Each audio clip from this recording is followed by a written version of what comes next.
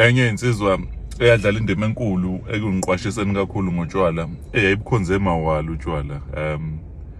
and yayithi ngiqwashisa lensizwa iphethe lona ibhodlela labo utshwala ithi ngifundisa ibingitshena ukuthi yazi ubone nje lokutshwala engiphuzayo bangidlavazela umndeni wami ngaxoshwa nasemsebenzini nayo yonke lonto engikonzile lo mfowethu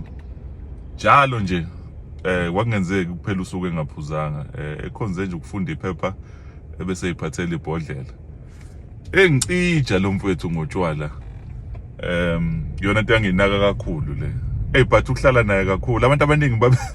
babengidabukela bethi hey lo muntu uhleli naye lapho ukuchithela isikhathi ayikho indaba yakhe yabo lento le uyabheda lo muntu ulento le engisayintwana lapho mfethu ngidinga kanjani ukulalela abantu abanjengaye umfowethu lo wangifundisa izinto ezinkulu yabo lento le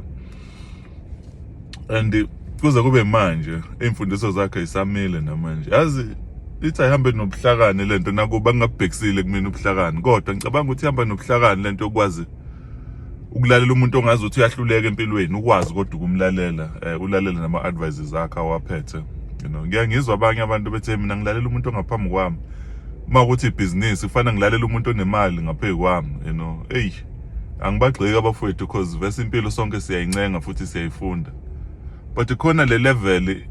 esizayo le kwazi ukuthi ulalele ngisho nabantu ongazi ukuthi basobhuqwini ulalele nama advice wabo abantu abaningi abenze njalo ngibabona impilo zabo ziba transformed